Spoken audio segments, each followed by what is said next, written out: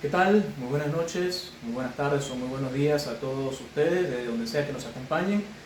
Bienvenidos a este primer episodio de este podcast, de este proyecto llamado Apologistas de a pie. Me presento, mi nombre es Jesús Molina, junto con mi cuñado y mi hermano Marlon Vivas. También será parte de este proyecto y de este podcast nuestro hermano Santiago García, que no está con nosotros, pero que ya va a estar pronto acompañándonos. Santi es una pieza fundamental del proyecto, así que esperemos que pronto todos y cada uno de ustedes lo puedan conocer. Apologistas de a pie es un podcast, es una pequeña charla entre amigos cristianos que están convencidos de que debemos hacer algo, de que debemos presentar batalla ante un enemigo que parece invisible, que parece camuflajearse por momentos entre la sociedad, entre las cosas que leemos, entre las cosas que escuchamos, entre las cosas que consumimos a diario en nuestras redes. Ese movimiento muy grande, muy general, llamado posmodernidad, es un tema que hoy nos trae acá para presentarlo y para tener como un objetivo en nosotros y en ustedes el ponernos en alerta, ¿sí? ¿Qué es la posmodernidad? ¿Qué cuestiones trata? ¿Qué cuestiones conlleva? ¿Cuáles son sus consecuencias? Y como usted lo puede notar en el título de este episodio, es la posmodernidad algo que está dañando nuestras comunidades de fe. Es un marco temporal en este 2025 que está afectando nuestras comunidades cristianas. Pero Apologistas de Pie no solamente es un podcast. Nosotros hemos tenido la iniciativa de también salir a las plazas, de predicar sobre este tema. Marlon es un gran evangelista, es un gran predicador, tiene ese gran don de poder no solamente hablar bien y hablar elocuentemente, sino hacerlo con la misma capacidad de una plaza donde hay un montón de gente. Y también estamos haciendo entrevistas, también estamos entrevistando a las personas, charlamos un poco sobre la posmodernidad, sobre Cristo como el camino, la verdad de la vida. Y es un medio evangelístico en sí, tratar de entender cómo las personas piensan y llevarles un poco de Cristo en cada una de estas conversaciones. Es importante mencionar que somos individuos comunes, somos trabajadores, estudiantes, pero cristianos que tienen la convicción de que hay que romper la barrera de las cuatro paredes de nuestra comunidad y de nuestro local. Y es la invitación que le hacemos a cada uno de ustedes también, no solo que traten estos temas en sus comunidades, sino que también rompan esa barrera, ese miedo, por así decirlo, de presentar el cristianismo como una visión del mundo, no como una visión más, sino como la visión del mundo, ¿sí? Como la verdad absoluta que, bueno, como cristianos la creemos, ¿sí? Y bueno, les mencionaba al principio de la introducción que el tema que nos trae es la posmodernidad, ¿sí? La posmodernidad es un concepto o es un tema muy amplio. Nos vamos a dar cuenta a lo largo del episodio que nos va a llevar a muchísimas cosas más, nos va a llevar a muchísimos temas, relativismo moral, podemos hablar incluso de ideología de género, un poco incluso de política. Pero la idea de todo esto es contrastarlo, llevarlo a nuestras comunidades y entender cómo el cristianismo, ¿sí?, ha pasado de ser, bueno, el cristianismo en sí ha pasado a una época de post-cristiandad, ¿no?, de post-cristianismo, post-verdad. Y parece ser que estas cuestiones van quedando cada vez más atrás y la posmodernidad va ganando terreno. Así que, bueno, para dar inicio sobre el tema, antes de pasar a lo que es puntualmente la posmodernidad, como para que podamos soltarnos un poco, ¿no?, y ir sacando de a poco la charla. Hay una frase, ¿sí? Bueno, hay dos frases en las cuales quiero que reflexionemos hoy. Creo que va muy conectado con el objetivo del canal, creo que va muy conectado también con quiénes somos nosotros, con qué cosas pretendemos. Una de esas frases es de Jordan Peterson y la otra es de Santiago, el hermano de Jesús. Jordan Peterson tiene una frase muy famosa que dice lo siguiente: si crees que los hombres duros son peligrosos, espera a ver de lo que son capaces los hombres débiles. Y ahí cito de nuevo a Santiago 4:17. Así que comete pecado todo el que sabe hacer el bien y no lo hace. comete pecado todo aquel que sabe hacer el bien y no lo hace. ¿Por qué me pareció interesante traer estas dos frases? Creo que no vamos a tratar de pensar en sí, ¿no?, lo que Jordan Peterson estaba tratando de decir en su libro en cuanto a hombres peligrosos y hombres débiles, pero sí hay algo que me llama mucho la atención, y es que pareciera ser que el hombre débil, dice Peterson, ¿no?, fíjate lo que son capaces de hacer los hombres débiles, y uno se pone a pensar, pues ¿qué es capaz de hacer un hombre débil? Muy poco, ¿no? Nada. Y Santiago dice que es pecado aquel que sabe hacer el bien y no lo hace. Entonces hay ahí un elemento de omisión. Yo veo una conexión también, o sea, como hiciste, pues creo que hay una conexión ahí, porque creo que el hombre débil, que se asume débil, por supuesto, no hace nada. Y al no hacer nada, está dándole más amplitud o más terreno de ejercer a aquel que sí se vale de sus recursos para hacer aquello de lo cual lo hace peligroso, ¿no? Y ahí podemos pensar, ¿quién es aquel hombre peligroso, no? ¿Quién es? Pero creo que sí. Quería Emma, hacer un comentario. Justo he estado hablando mucho con mi esposa sobre esto, porque tanto a mí como a usted, a Santi, a Lucero también le está empezando a generar una necesidad de ampliar. No ampliar en un sentido sino salir precisamente de las cuatro paredes de la iglesia. Y ojo, no está mal, ¿no?, que estemos con la iglesia. Ella está estudiando en el Instituto Bíblico, un instituto bíblico, y estaba estos días estudiando una de las materias, creo que era la vida de Cristo, y ella me comentaba que uno de los profesores hacía un comentario acerca de que si una congregación o una iglesia no evangeliza, se convierte en un club de amigos.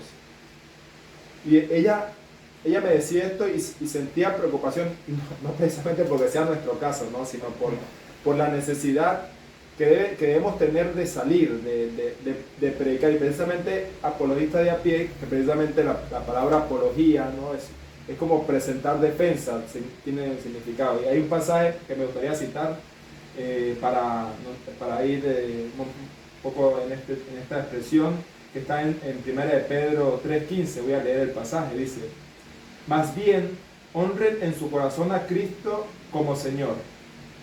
Estén preparados para responder a todo el que les pida razón de la esperanza que hay en ustedes. Entonces, una apología, y le pusimos apologista de a pie, como Emma dijo, no somos como grandes académicos. No somos académicos, ni somos eruditos, somos cristianos de a pie, que al estudiar un poquito nada más de la historia. Por ejemplo, yo hice un curso de la historia de la iglesia, y precisamente se aborda el tema de la posmodernidad, ¿no? Y es un tema que también la posmodernidad está de boca en boca, pero en un sentido político, ¿no? Hay grandes expositores de la posmodernidad, pero creo que la posmodernidad es un tema que compete, y ellos tratan de defender aquellos valores que consideran loables, ¿no? Aquellos valores precisamente en los cuales se sostiene nuestra cultura occidental, que es los valores cristianos, así decirlo, sin abrazar necesariamente la idea cristiana. Pero creo que cuando nosotros hablamos de apología, es que debemos tener la capacidad de responder, tener la capacidad de argumentar, aunque seamos cristianos de a pie, aunque seamos simples cristianos. La vocación o el deseo de defender la verdad de Cristo, que es Cristo precisamente, yo soy el camino, la verdad y la vida, debe motivarnos a nosotros a salir, a expandirnos un poco. Entonces, con dudas, con nervios, con un poco de susto, bueno, estamos saliendo a predicar en las plazas, estamos haciendo entrevistas. Hoy tenemos esta oportunidad de abrir este podcast con esta intención de abrirnos. Por supuesto, usted va a ver el video y va a cuestionar, va a dudar, va a presentar incluso defensa también, ¿no? Porque puede ser que escuche a alguien que, bueno, no estoy de acuerdo con lo que están diciendo, y es completamente válido. Pero nosotros nos paramos en un lugar de que nosotros no estamos buscando la verdad. No estamos buscando porque la verdad es Cristo, ¿no? De un punto de vista cristiano. Somos cristianos y vemos la verdad en Cristo. Buscamos de una manera participar cada vez más de esa verdad, este pasaje de, no me equivoco, si no me equivoco, no sé si es Efesios o Filipenses, de cada día transformarnos más a la medida de ese varón, ¿no? Claro. Que es Cristo Jesús, Ajá. en ese proceso de santificación, que es una, bueno, valga la redundancia, ¿no? Un proceso, ¿no? Una transformación constante.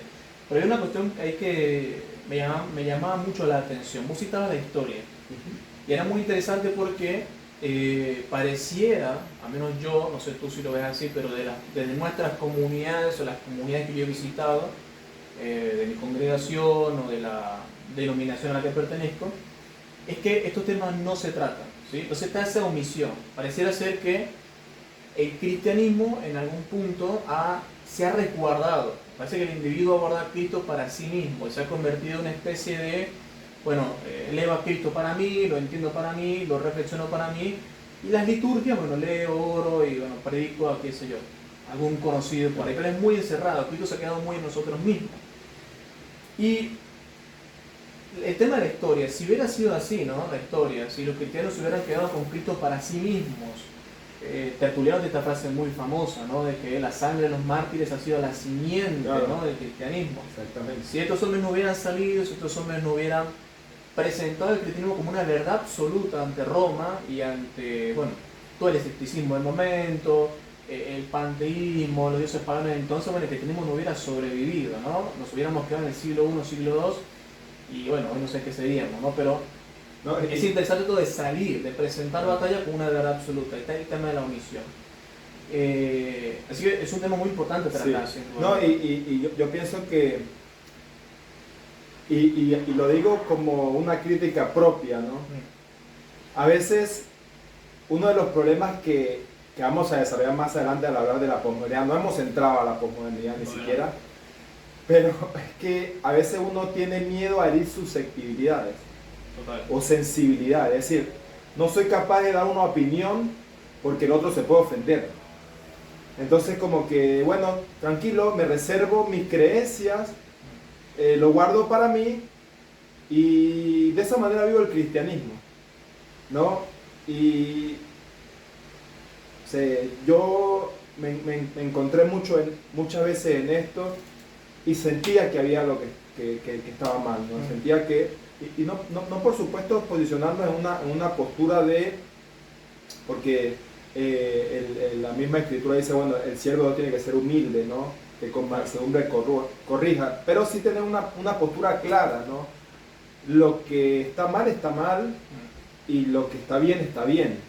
Un tema también es muy interesante esto de confrontar, porque Claro. al fin y al cabo, las verdades, para ser verdades, o bueno, no para ser verdades, la verdad de Cristo descansa en Cristo mismo para nosotros, Claro. ¿no? No necesitamos que Él nos demuestre nada, que ya nos ha demostrado mucho a través de la resurrección y de la historia, ¿no? Pero las verdades, para que sean verdades en el mundo, tienen que ser defendidas, ¿no? Sí. Vemos socialismo por un lado, comunismo por un lado y capitalismo por otro lado, que defienden sus verdades. Vemos a esta gente en las marchas, vemos al feminismo defendiendo su verdad, y vemos a las mujeres en topless en la calle. Todo bien, todo perfecto, Claro. pero son personas que están dispuestos a bancarse, ¿no? Claro, sí. Y se bancan su verdad y están dispuestos a ir con ella hasta la última consecuencia. Quisiste acordar de algo cuando mencionaste el tema de confrontar. Hechos capítulo 15. Judas. No, estaba pensando en Hechos capítulo 15 Bueno. primero. Concilio de Jerusalén. Okay. Pablo y Bernabé van a encontrarse con los apóstoles de Jerusalén, van a tratar el tema de la circuncisión.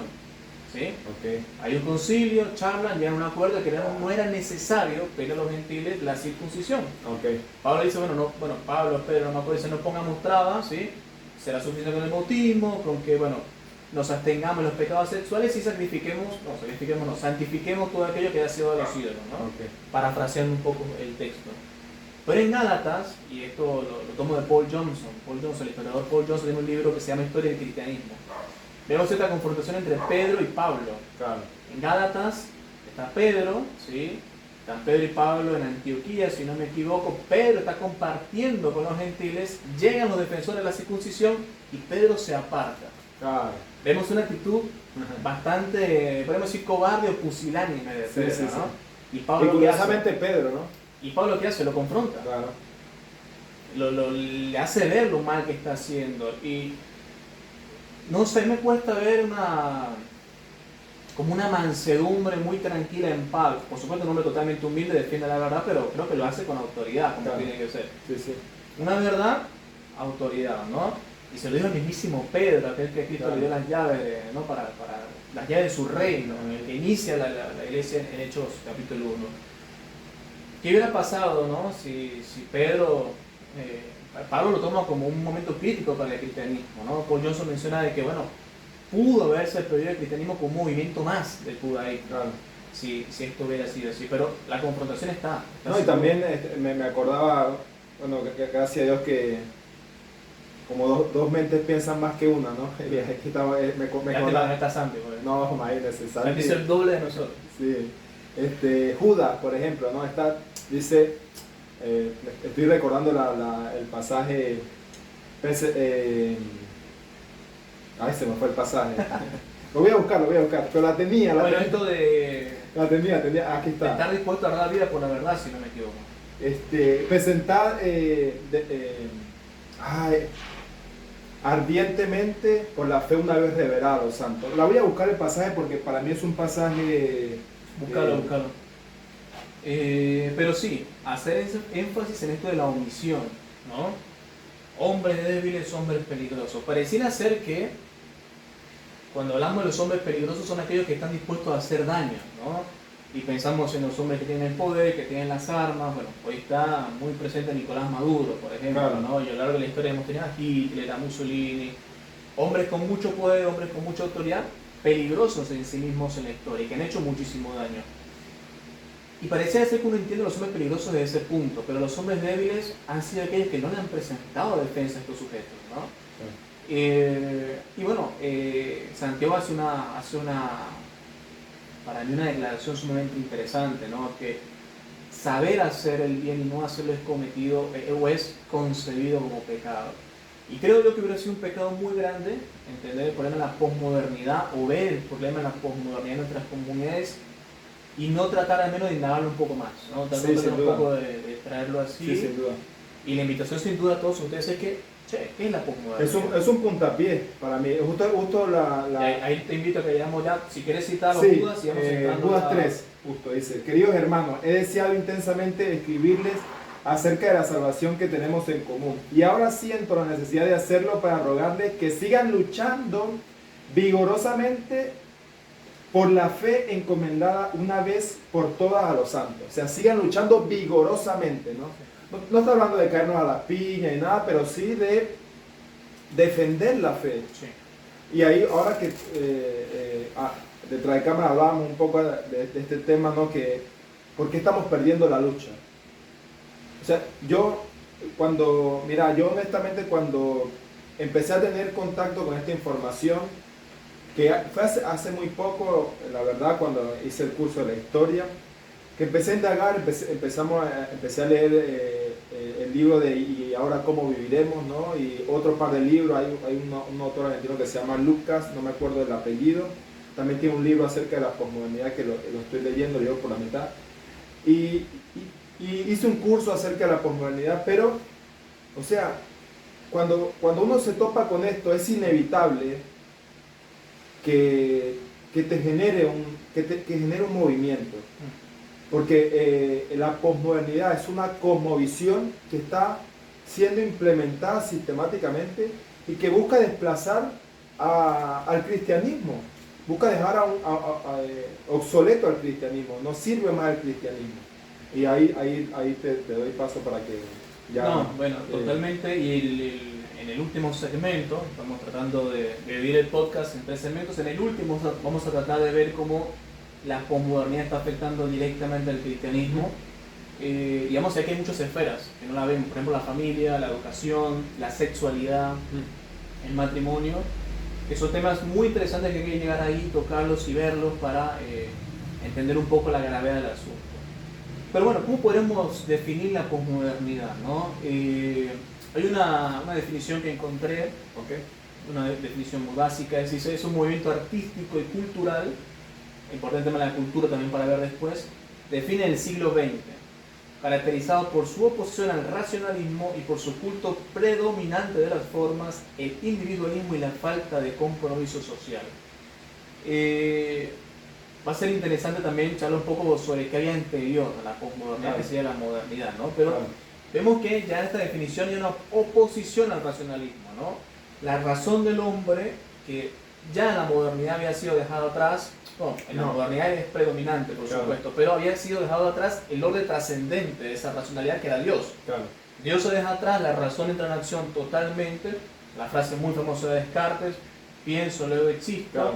va a dar pie a, bueno, pensadores como Nietzsche más adelante, donde la existencia del individuo ya no depende de un ser supremo a sí mismo, sino depende de su propia comprensión del yo, ¿no? De quién es y de qué objetivos y qué propósitos quiere darle a su vida. Entonces, la posmodernidad va a ir en contra incluso de la racionalidad, se van a acabar las verdades absolutas, ¿no? Va a venir esta racionalidad, este relativismo, ¿sí? Claro.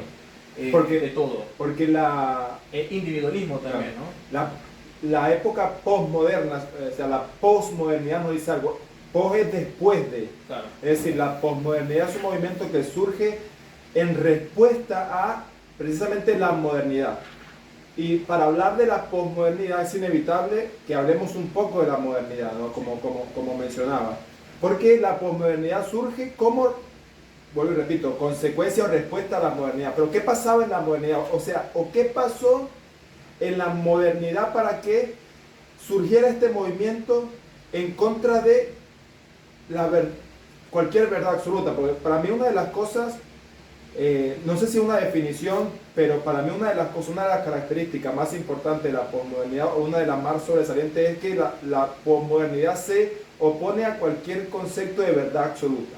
No existe una verdad universal, sino que la verdad depende de la perspectiva individual y por supuesto la posmodernidad busca derrumbar aquellas metanarrativas, ¿no? Claro. Aquello que va más allá de la narración o de la historia, en este caso la cosmovisión cristiana. Entonces, ¿qué pasó en la modernidad? Bueno, para hablar de la modernidad, no sé, lo poco que pude ver acerca de la modernidad, por supuesto que es un periodo de tiempo bastante extenso, ¿no? Estamos hablando de casi 500 años. Sí.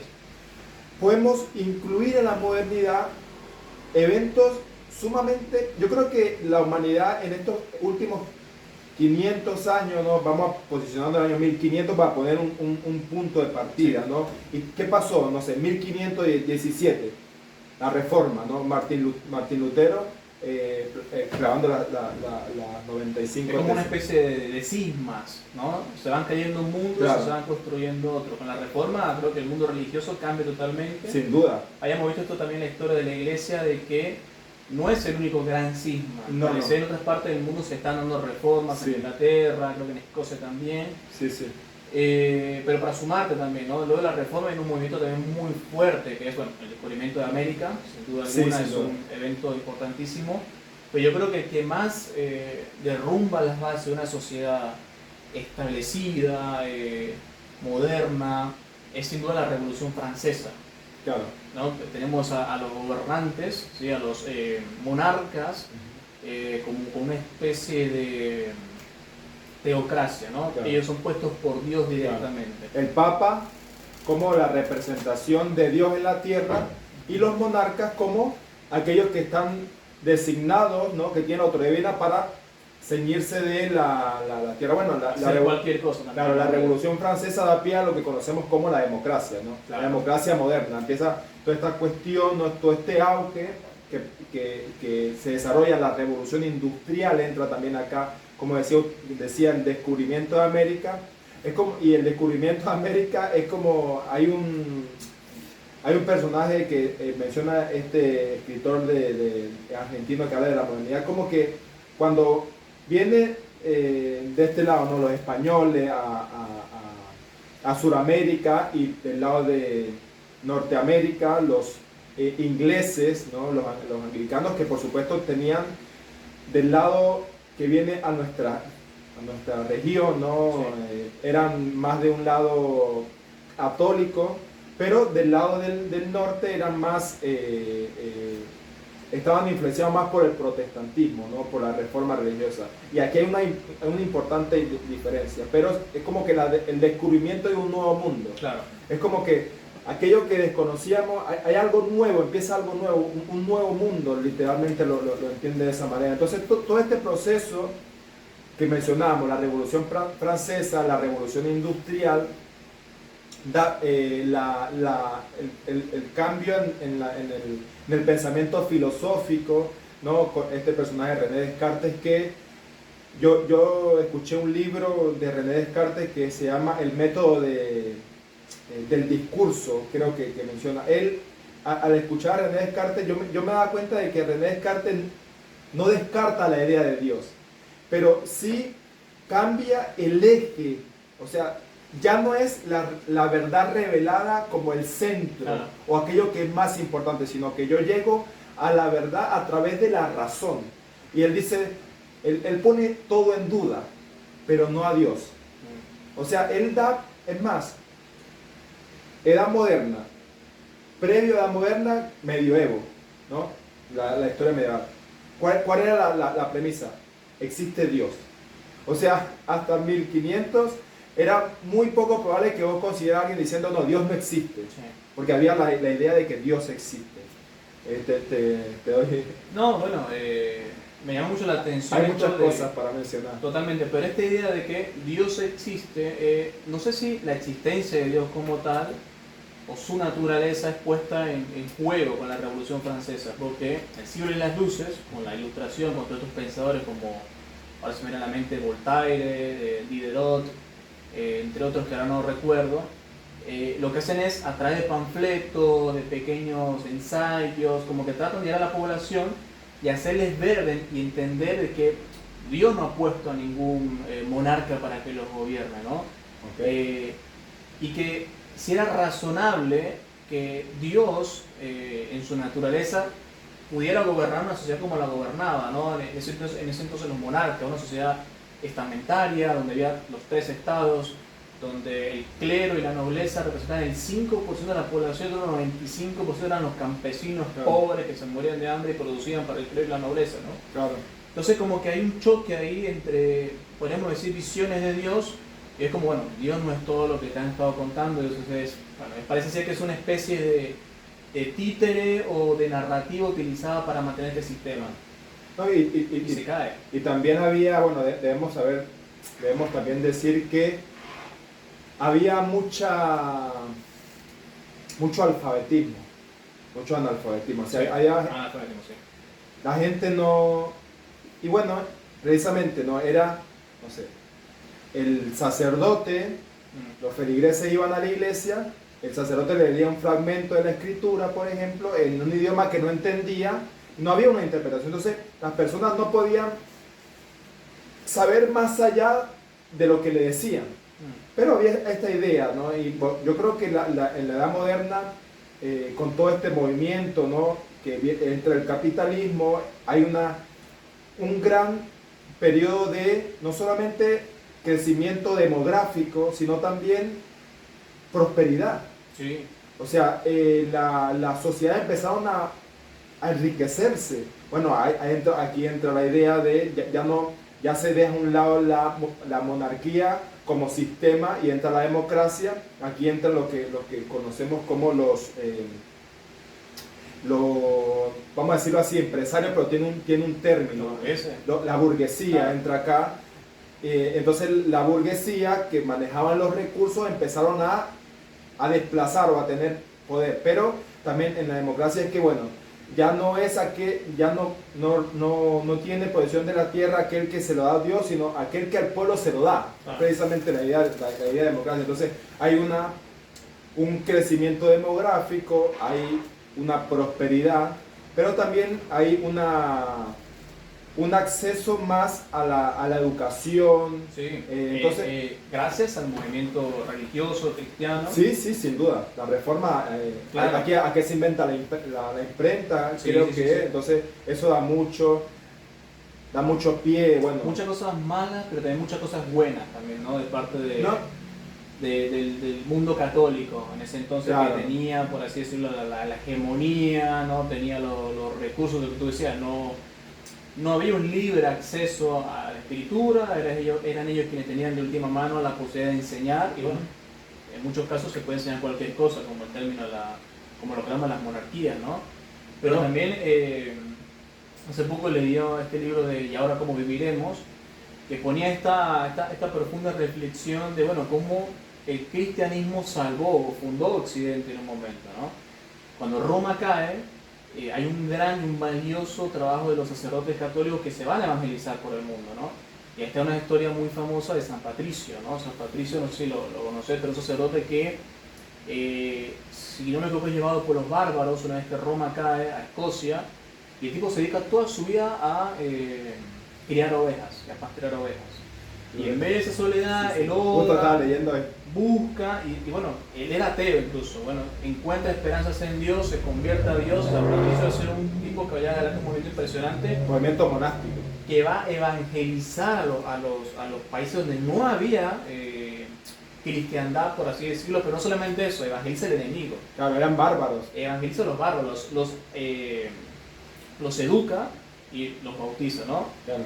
Así que no solamente cosas malas, sino cosas muy buenas también.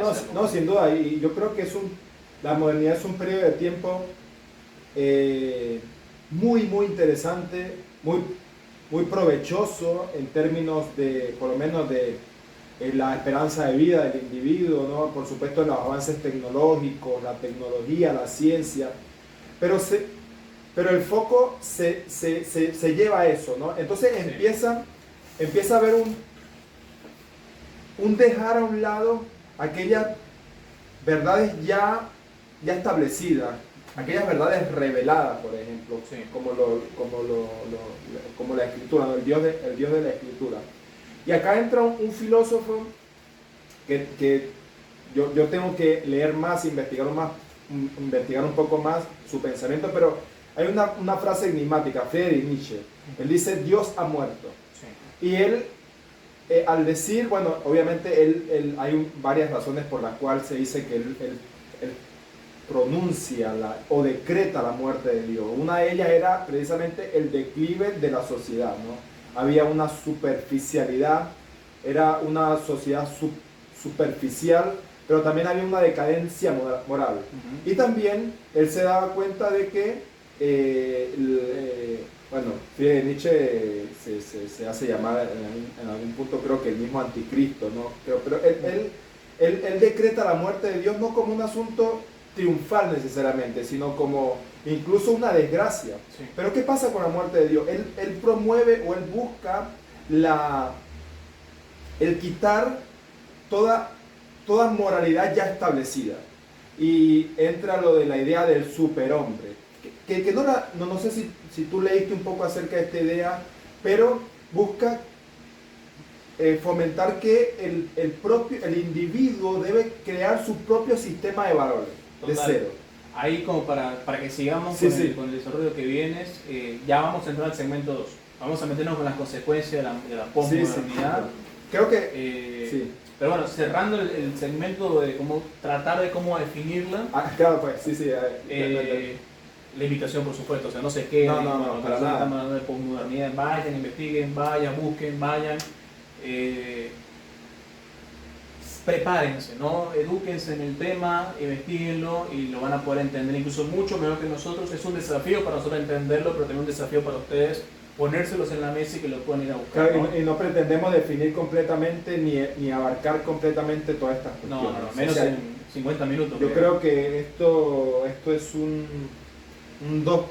es como la punta del iceberg, pero es mucho más. Entonces sí, busquen. Si sirve de algo esta información, es que hay que estar en contacto con la historia, hay que estar en contacto con las realidades, el porqué de las cosas, ¿no? Sí. No solamente de la historia, sino el porqué de nuestra propia fe. Entonces, bueno, mencioné a Nietzsche con la muerte de Dios y creo que ahí queremos entrar ya directamente a las consecuencias. Claro, porque... Porque acá no entra el posmodernismo todavía. No, pero ya está dando pie a muchas cosas. Dios se está dejando detrás. Sin duda. ¿Y qué pasa cuando dejas a un lado a Dios? Porque hay una moralidad que venías trayendo que se cae. Entonces el problema es, exactamente, si esa base ya no es Dios, ¿dónde recae esa nueva base para la moralidad? No solamente eso, sino también de dónde venimos, quiénes somos y a dónde vamos, ¿no? Acá entra, la esencia del ser cambia totalmente. acá entra un movimiento filosófico que se conoce como el humanismo renacentista. Okay. Que, ¿cuál es la idea principal? Esto lo toma de un filósofo antiguo, no me acuerdo quién es el que lo promueve, pero la idea principal o lo que fomenta esta idea o este pensamiento es que el ser humano es la suma de todas las cosas. Okay. O sea, pone el foco en el ser humano. El ser puede ser lo que quiera ser. Esta frase es muy, muy conocida. Entonces acá el ser humano es el centro, ya no Dios. Okay. No se descarta completamente la idea de Dios, pero ya no está en el centro Dios. Ya no es Dios el centro de nuestra existencia, el fundamento de nuestra existencia, sino que ya nosotros somos el centro de la existencia. Nos posicionamos en el centro de la creación. Y a partir de ahí, incluso podemos ser parte creadora, podemos crear incluso. Entonces acá se descarta, se saca del medio a Dios. ¿Y qué pasa cuando sacas del medio a Dios? ¿Cuál es la consecuencia de eso? Y acá, no sé si tú quieres, no sé si estamos alineados en el pensamiento, pero ¿qué pasa en la última parte del periodo moderno? Que es donde empieza la posmodernidad. 2 guerras mundiales. Exacto, ahí quería llegar. El tema de la utopía también, de esta... Porque, a ver, las sociedades se venían construyendo en base a un orden trascendente, ¿no? Ese orden era Dios. Una vez que Dios cae, hay una vara que debe medir ese progreso. ¿Cuál es esta vara? Es el hombre mismo. La razón. La razón, exacto, la racionalidad del hombre. La ciencia y la tecnología. Okay. Pero la razón, la ciencia y la tecnología, si bien se usaron para todo esto que acabamos de mencionar, es decir, para fomentar la democracia, por ejemplo, para tener un crecimiento económico, demográfico, avances científicos, también se usa para atrocidades. Totalmente, el tema del superhombre.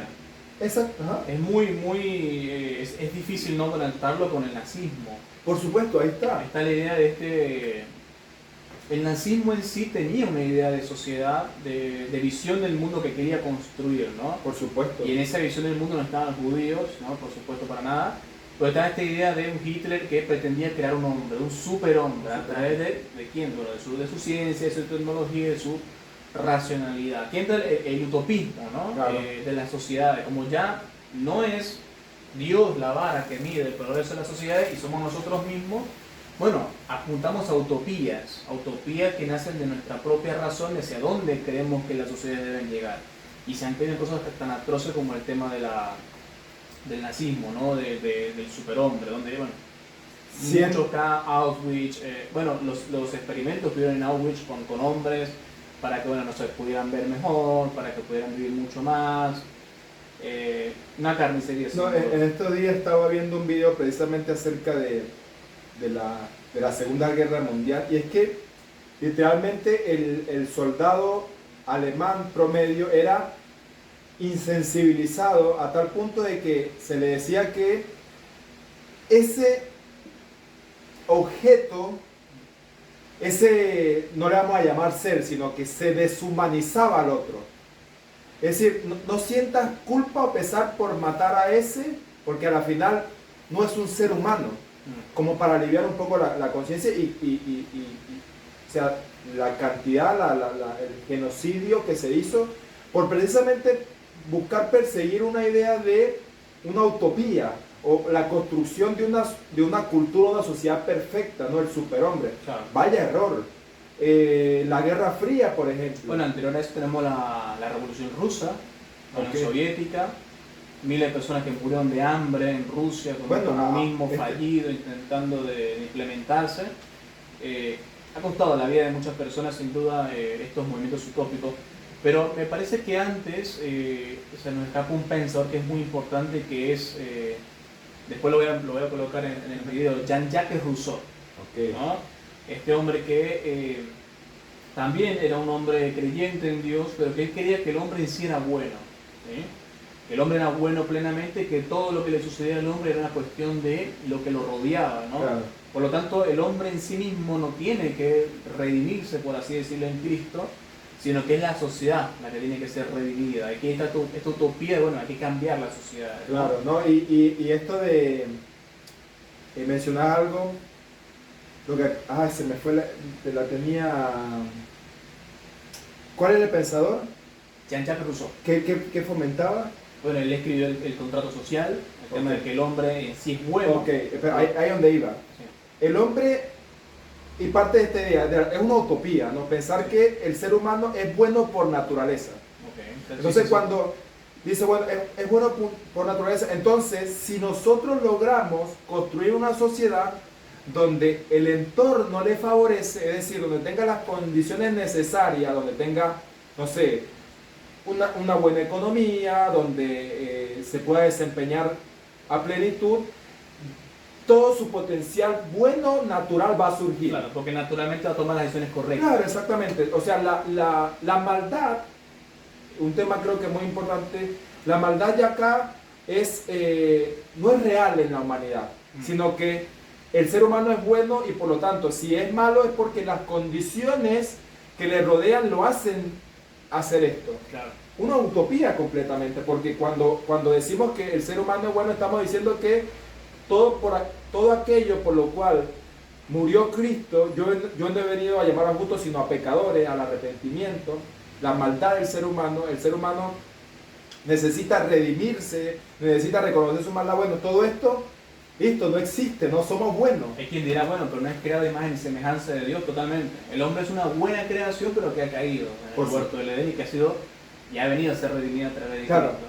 Y acá entraríamos en otra discusión que es el problema del mal, ¿no? que pues, seguramente lo podemos tratar en otra oportunidad. Complicado. Pero es un tema complicado, sí, pero creo que no sé, se puede dar una postura, digamos, aceptable desde un punto de vista teológico, desde un punto de vista de Dios, pero sin duda yo creo que es una utopía y la historia lo demuestra. O sea, el ser humano tiene una condición caída y necesita redimirse. O sea, todo aquello que hasta cierto punto existía, por supuesto nublado y sesgado, por así decirlo, o no sé si tapado porque la gente no tenía acceso a plenitud a las cosas. Hay una ignorancia. Hay una ignorancia, ¿no? Pero el movimiento de la reforma da pie a que las personas tengan más acceso a la escritura, tengan la información de primera mano y se puedan dar cuenta de las verdades reveladas por Dios a través de sí mismo. Pero esto, la historia nos lo demuestra. 2 guerras mundiales, la Guerra Fría que dura 50 años y que la Guerra Fría no era precisamente un conflicto directamente armado, era una guerra ideológica y que finaliza, podemos decir, algunos lo posicionan en la caída del muro de Berlín en 1991, si no me equivoco. Acá se puede decir que la historia moderna o la edad moderna termina. Y acá entra la respuesta a esto, ¿no? Y acá entra la posmodernidad. Ahí metámonos de lleno con las consecuencias. Las consecuencias, por supuesto.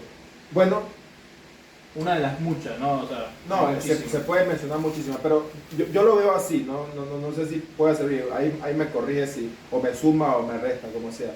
Yo lo veo así. Bueno, en la modernidad se dejó de un lado a Dios, ¿sí? O sea, Dios no está en el centro.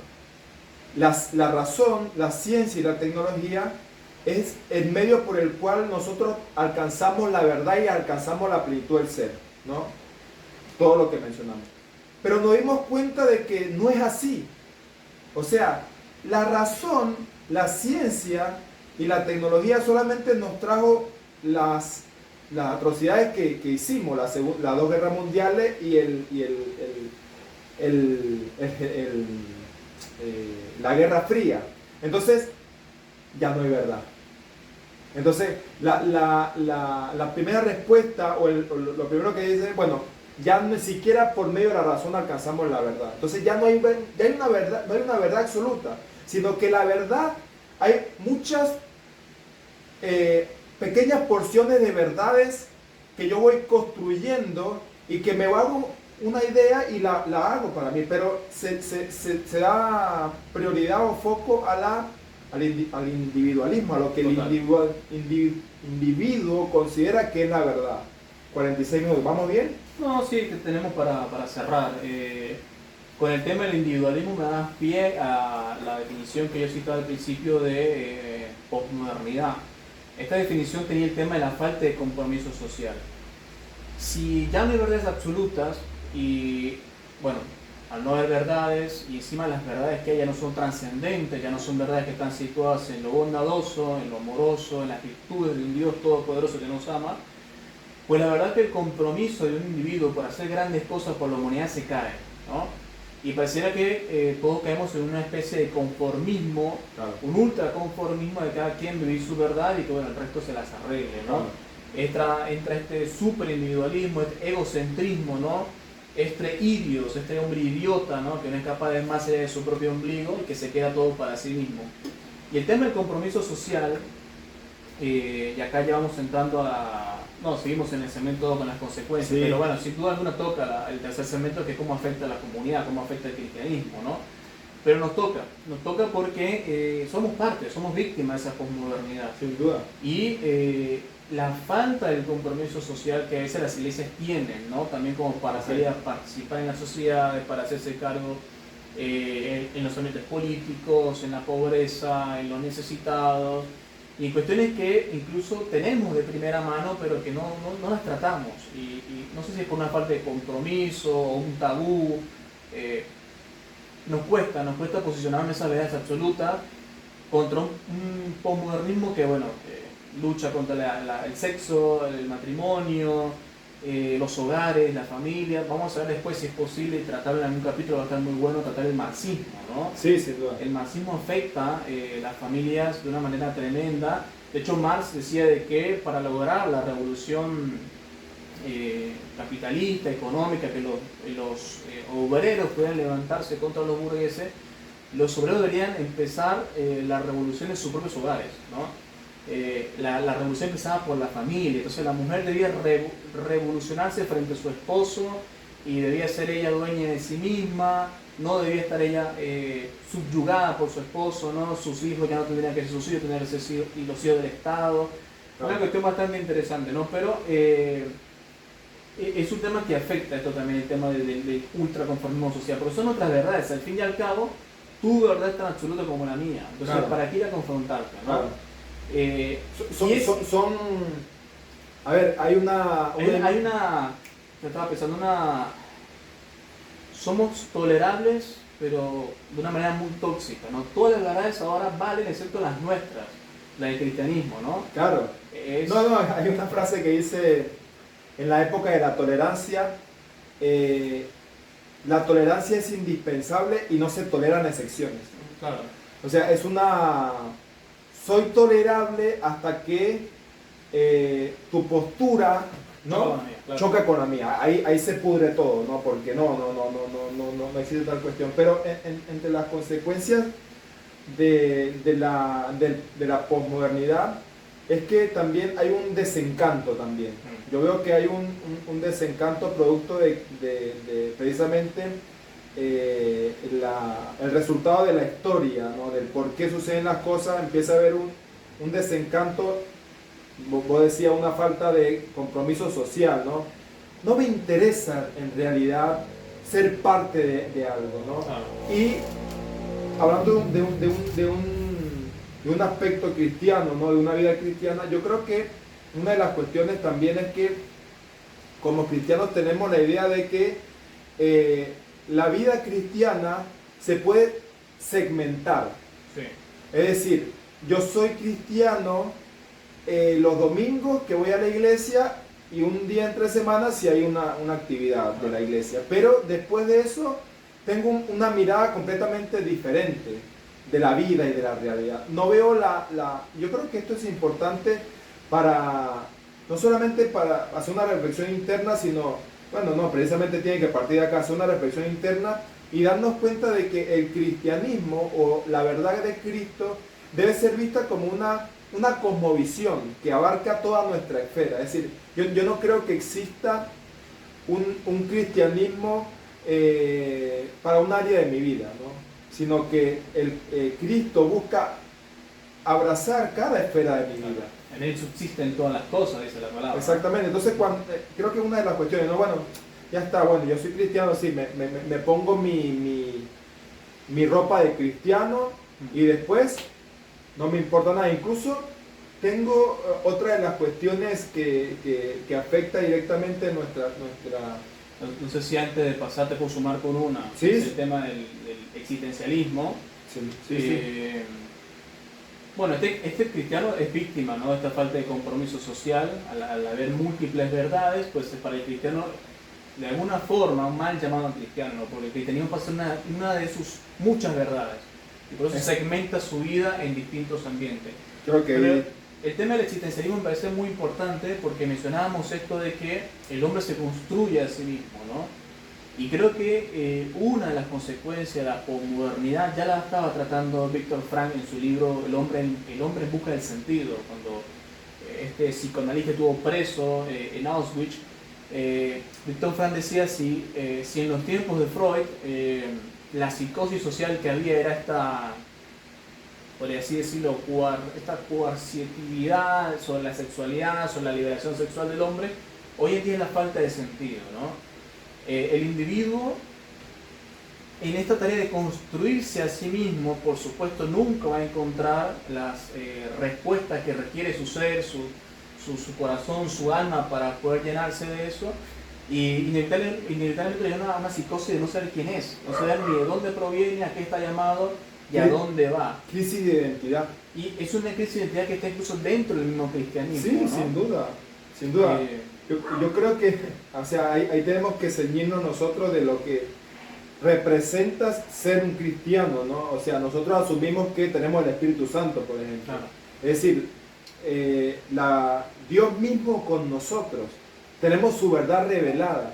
Tenemos una comunidad que de alguna u otra manera nos orienta y nos da la enseñanza, los recursos que necesitamos para encarar precisamente una vida que sin duda nos afecta, ¿no? Vivimos en una sociedad sumamente ansiosa, se puede decir, sí. Sumamente ajetreada, ¿no? Que queremos todo ya, ¿no? Y esto, cuando nosotros hablamos de esto, yo a veces pienso, ¿no? Si somos cristianos, ¿por qué sufrimos de estas cuestiones? Por ejemplo, la crisis de identidad, no sé quién soy. Y acá entra el tema del sentido, ¿no? ¿Cuál es el sentido y el propósito? Yo creo que hay muchos cristianos que viven en una vida que no encuentran el sentido todavía de su vida. Siendo cristianos, no sé, a mí ojo, no quiero decir que yo sea, viste, la tengo re clara y tengo como el sendero. Obviamente no, porque sin duda la vida nos golpea de diferentes formas y hay momentos en que caemos, ¿no? En este sentido, pero creo que deberíamos tener un poco más de recursos, porque si vamos a la posmodernidad desde un punto de vista que no abarca el cristiano, entramos en un nihilismo, por ejemplo. Es decir, como no hay una verdad absoluta, ya no hay una verdad absoluta, por consiguiente, no hay un estándar de moralidad. Es decir, aquello que es bueno o malo varía de persona en persona. Entonces ya no hay un estándar de moralidad y ya no hay un propósito, un sentido. Entonces, bueno, la vida no tiene sentido. Claro. Entonces, eso es nihilismo, ¿no? Y esto es una cuestión que afecta a mucha gente. La gente depresiva, realmente son, vamos a decirlo así, zombies de alguna manera, que van al trabajo, a las clases, ni saben por qué están estudiando, ni saben por qué están trabajando. Entonces estamos hablando de un punto de vista de alguien que, o sea, que no es cristiano, no cree. Bueno, pero charlamos incluso cómo lo afecta al mismo cristiano, ¿no? Ya vamos a meternos al último segmento ya, porque ya estamos allí con cómo la posmodernidad afecta el cristianismo. Antes de un pequeño paréntesis que no lo hemos hecho a lo largo de la grabación, y bueno, si pueden, denle me gusta al episodio, eso va a servir para que, bueno, el algoritmo de YouTube lo pueda recomendar a más personas. Nuestro objetivo tampoco es hacer acá un ultra famoso, ni que tengamos 10 millones de suscriptores, 1000 millones de visitas. El objetivo es muy humilde, es muy pragmático y es que simplemente a quien le pueda le sirva. Así que si a usted le ha servido, compártalo con alguien más que usted también crea que le pueda servir. A nosotros nos va a estar ayudando a que nos sintamos en esta alegría de saber que estamos haciendo algo bastante bueno por el Señor en contra de estas luchas. Bueno, la primera pregunta que tenía como eje de este último segmento era, bueno, ya lo veníamos charlando, ¿por qué el cristianismo está perdiendo la batalla contra estas visiones? Y me pareció muy interesante que tú mencionabas, ¿cómo es posible que un cristiano tenga un conflicto de identidad? Y habría que pensar un poco si en nuestras congregaciones estamos tratando también el tema de quiénes somos y de dónde venimos, ¿no? Claro. El existencialismo o el naturalismo, por ejemplo, ¿cuál es su teoría del origen de la vida, ¿no? Ha sido, bueno, hasta hace muy poco era un universo eterno, el universo siempre fue, por lo tanto siempre será, hasta que, bueno, se descubrió la ley de la termodinámica, el Big Bang, ¿no? El universo tuvo un inicio y por lo tanto ya las personas han empezado a darse cuenta de, bueno, ¿hay una mano inteligente detrás de todo o hemos tenido muchísima suerte? Claro, ¿no? Y creo que el naturalismo, bueno, que ahí entra el darwinismo también, que debe de esto, es que todo se explica a través de la naturaleza, de lo que existe, Claro, sí, ¿no? sí. Entonces, el Big Bang, ¿no? Como principio, no creador, sino que de la nada surge todo, ¿no? Sí. Y surge una explosión cósmica y empieza a haber un proceso imposible matemáticamente de eventos al azar que van a ir constituyendo lo que hoy llegamos a ser. Claro. Es decir, somos el resultado de una explosión cósmica que se dio por mera casualidad y por un azar. Es decir, todo lo que sucedió en el momento, en el tiempo, bajo las condiciones, las características perfectas para que se pudiera dar, pero esto es un azar. O sea, esto es sencillamente algo accidental. Y yo creo que ahí es algo también que no sé si... Bueno, un problema de identidad es que no sabemos de dónde venimos, por lo tanto es Ok. a dónde rayos voy, ¿no? Claro. O sea, pero bueno, la pregunta es por qué el cristianismo está perdiendo la batalla contra estas visiones. Y es que, sin duda alguna, el cristianismo ha perdido terreno en muchísimos ámbitos de la vida sumamente importantes, como por ejemplo la escuela, la primaria, la secundaria y la universidad. ¿Qué se enseña allí en cuanto al origen del universo? ¿Es existencialismo? Claro. ¿Es mero naturalismo? Un cristiano que tenga este problema es porque o no se la ha tratado, ¿no? Con profundidad de quién es, de dónde proviene, por lo tanto, qué ha sido de Maya, a dónde va, esa es que no la tiene clara, ¿no? O sea, No, es, sí. bueno, hemos sido creados a imagen y semejanza de Dios, tenemos un propósito en este mundo, ¿no? Y como... yo creo que, bueno, es llevar a cabo esa perfección, bueno, no perfección, pero hacer una realidad en esta tierra el reino de los cielos, ¿no?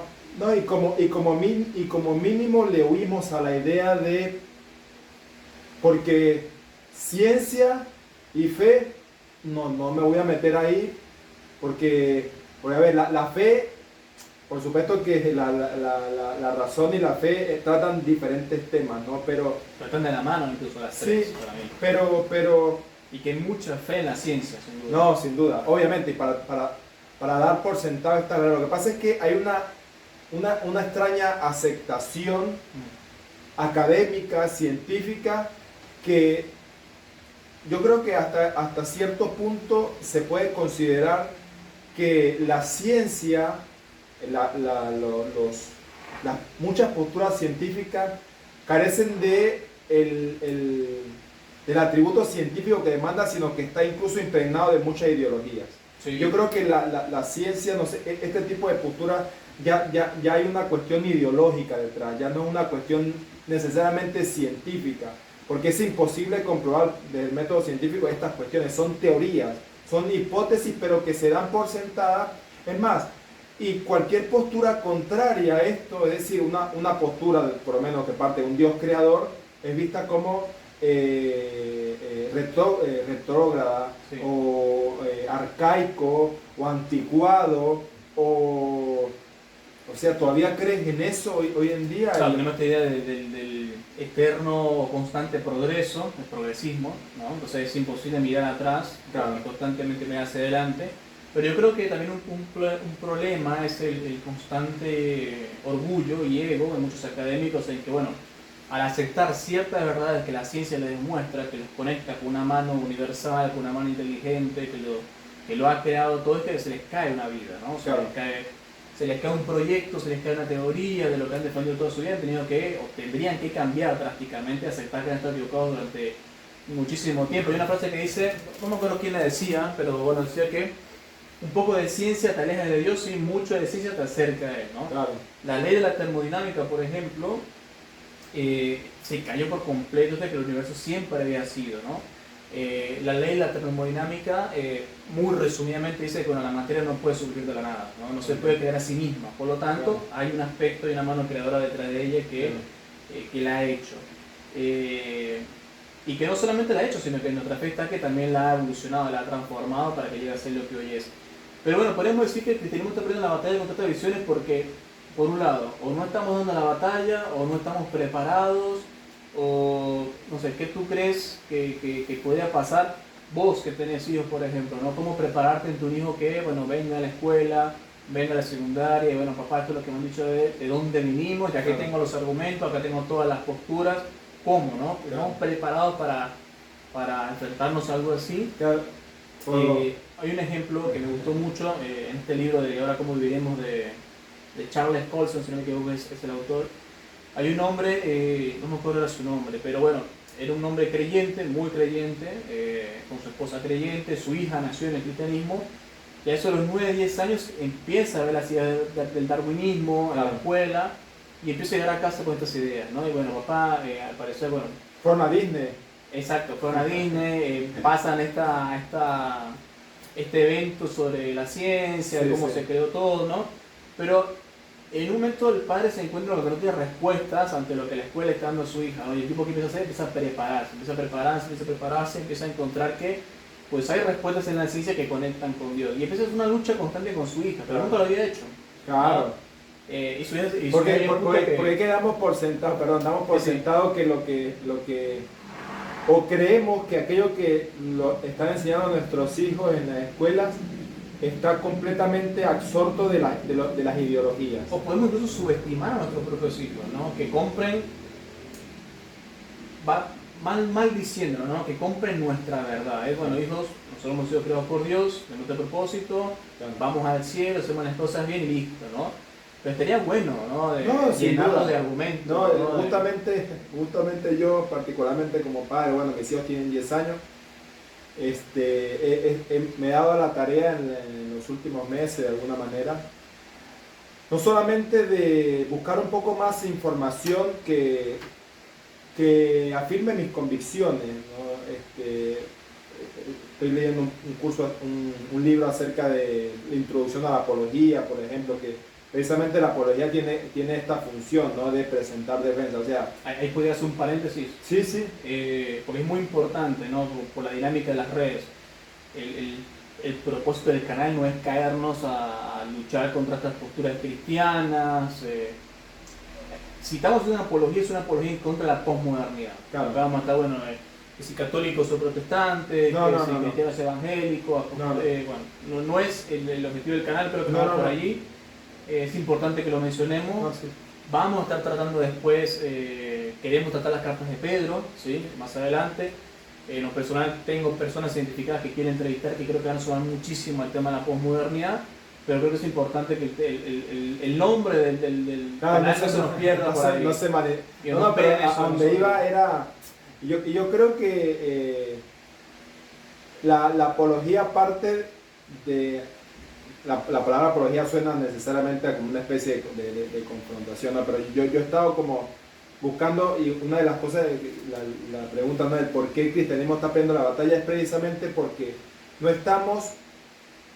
muchos de nosotros no estamos preparados para argumentar en favor de nuestra fe. Porque decimos, bueno, pero yo no soy académico. Claro. O sea, que el que estudió teología o el que estudió filosofía o el que escribió libros o el que sea un erudito en estudios bíblicos que se encargue de defender la fe, ¿por qué tengo que defenderme yo? Incluso hay muchos que no lo están haciendo, con todos los argumentos que tienen. Tal cual. Pero yo creo que esto, el tema del presentar defensa, y lo llevo en primera instancia, ya que estamos hablando de los hijos, es precisamente estar preparado para cuando mi hijo me presente un argumento contrario a lo que yo estoy creyendo y a lo que él de alguna manera está siendo criado, ¿no? Porque están siendo criados en un entorno cristiano con valores. También pasa por una cuestión de ejemplo, ¿no? Por lo menos yo voy a la iglesia, pero llego a la casa y le grito a la mamá, qué sé yo, tengo una conducta que no refleja los valores cristianos. Por supuesto ellos van a decir, acá algo no me está cuadrando, pero en un sentido argumentativo también ir a información, ¿por qué no científica? ¿Por qué no histórica? ¿Por qué no filosófica?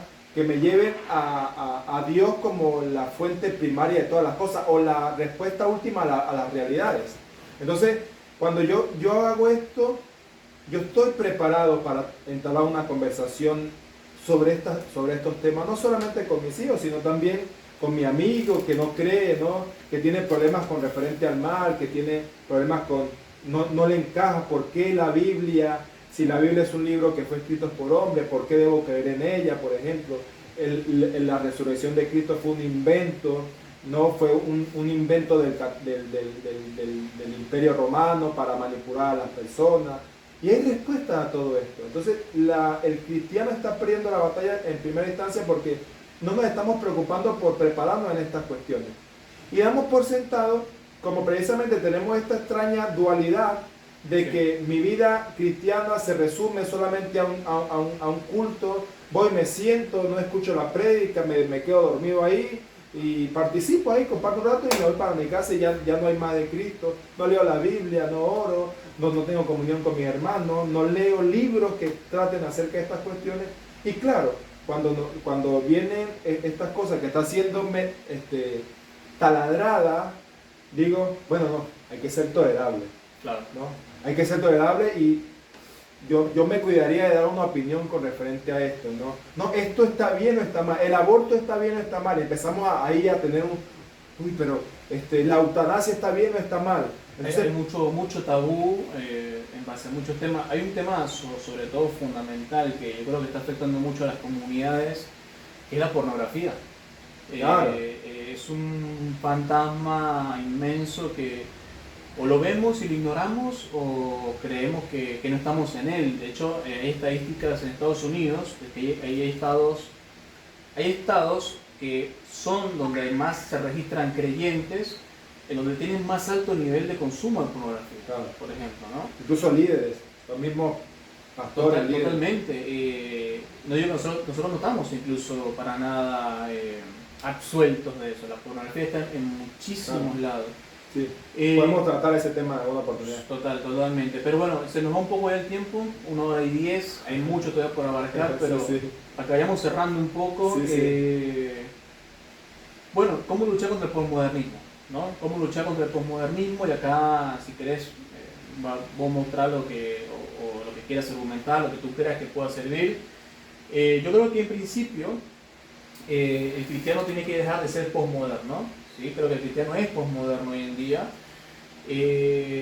se ha conformado con su verdad y ha empezado a ser tolerable con las demás. Porque cuando hay un cristiano que se queda en sus cuatro paredes, cuando hay un cristiano que su verdad es la única verdad al punto de que no la confronta con otras, es porque, bueno, es mi verdad, yo tengo la razón y no hace falta que la defienda en ningún lado. Y eso es muy posmoderno, es una relatividad, ¿no? Es mi verdad y está y no sale a ser defendida en ningún lado. Y también, perdón, dale. No, para darte paso ya, si querés, creo que en principio para dar lucha es no hacer más la vista gorda en nuestras comunidades, es empezar a tratar todos estos temas. Creo que a veces nos encerramos muchísimo en el Nuevo Testamento, por supuesto que no estoy diciendo que no lo hagamos, pero creo que de allí hay puntapié en muchas otras cosas. Si queremos que la Biblia es palabra de Dios y que es pura y completa para la salvación del hombre, también tiene algo que decir sobre la posmodernidad, también tiene algo que decir sobre la sexualidad, también tiene algo que decir sobre no sé, la homosexualidad, muchísimas cosas sobre el aborto, que puede ser sobre la eutanasia, ¿no? Entonces empezar a ver estos focos, empezar a tocarlos sin tabú, sin miedo, empezar a tratarlos y bueno, yo creo que Dios va a bendecir sin duda algunas de esas batallas, pero en principio empezar a verlo, ¿no? No sé tú qué opinas. No, sin duda, sin duda darnos cuenta de que es una realidad, o sea, es una realidad actual. Y el otro día estábamos hablando con Santi precisamente acerca de el posicionarnos al momento de compartir o intercambiar un pasaje de la Escritura. Es decir, es por poderlo decir, yo tengo una interpretación, tú tienes la tuya, está bien, ¿no? O sea, vos tenés tu interpretación y yo tengo la mía, pero dos interpretaciones sobre un mismo pasaje no pueden ser ambas verdaderas. Y ojo, esto no necesariamente quiere decir que mi interpretación sea la correcta, pero si yo quiero luchar con la posmodernidad, yo tengo que partir de tener una postura. Es decir, Emma, mira, yo creo que esto es lo que quiere decir el pasaje. Por esto y por aquello. Sí. Eso es una postura de decir, bueno, acá me estoy plantando desde, bueno, entendiendo un poco, no sé, la idea del autor, lo que quiere decir el autor, porque si no diría, bueno, este pasaje se interpreta así, cualquiera sirve, sí. ¿No? Yo creo que eso es una cuestión posmoderna también que deberíamos tratar de luchar. Otra cosa que creo que podemos hacer es, y esto no busca precisamente revelarse a la autoridad de sus comunidades. De hecho, en la misma escritura nos manda que nos sujetemos a los líderes, ¿no?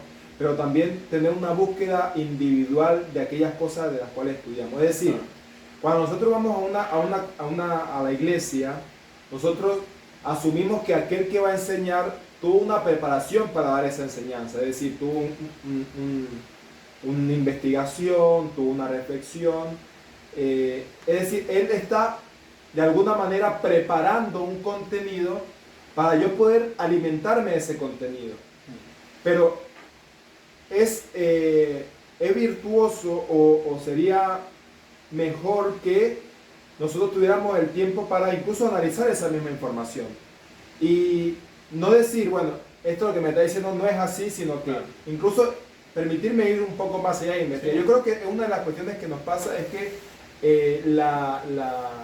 no sé si es una cuestión postmoderna, sino que tenemos una pereza extrema a profundizar en cuestiones que tienen una relevancia trascendente. Y hay elementos postmodernos que llevan al hombre a esa ultravagancia, ¿no? Las redes sociales, Netflix, las películas, muchísimos elementos que desvían la atención del hombre hacia cosas totalmente frívolas, de las cuales también tenemos que cuidarnos, ¿no? Claro.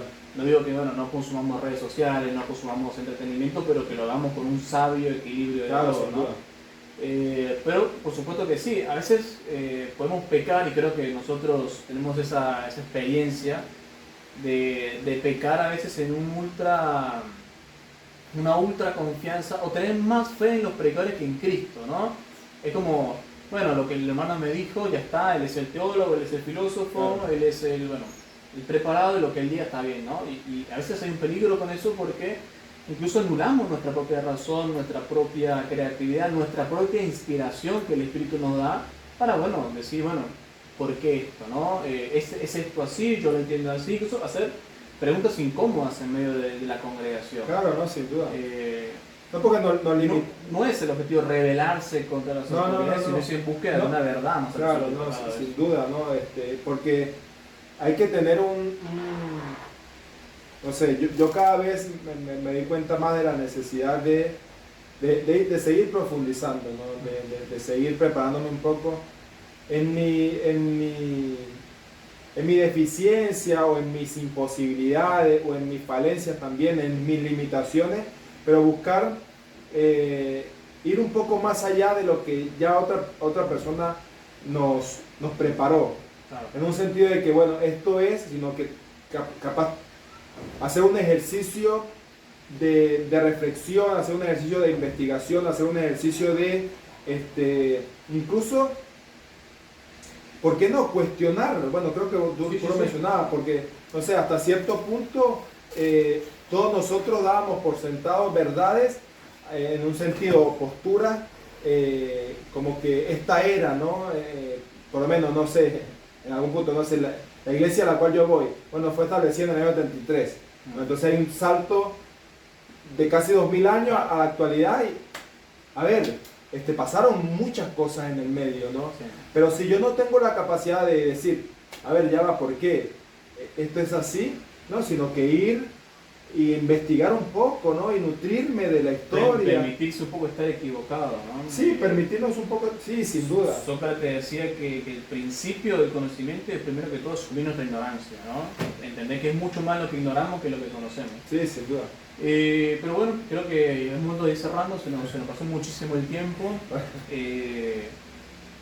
No sé si quieres dar algún mensaje final, así yo lo cierro. No, bueno, los que vieron, pues sepan que esto lo hacemos con la mayor humildad, sin ningún tipo de arrogancia, ni ningún tipo de intención de pretender sabérnoslas todas.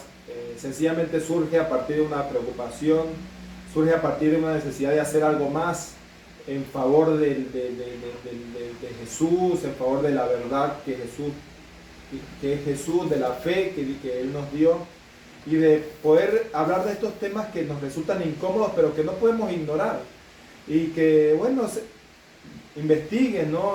La posmodernidad, un poco de historia, un poco de los filósofos, de la filosofía, de la ideología, del por qué hay detrás de esto. Cuestionemos, busquemos, pero sobre todo anclémonos a Jesús. Yo creo que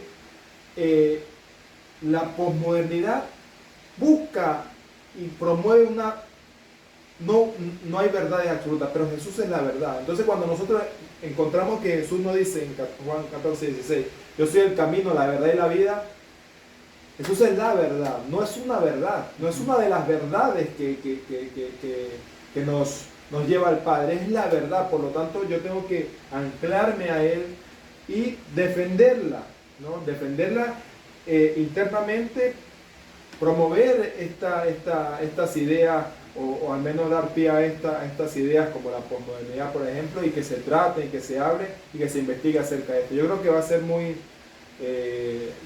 sabiendo entender y discernir un poco, va a ser muy útil esta información. Y bueno, gracias a Emma que preparó todo esto, de alguna manera el cronograma, y bueno, él va a cerrar. Así que...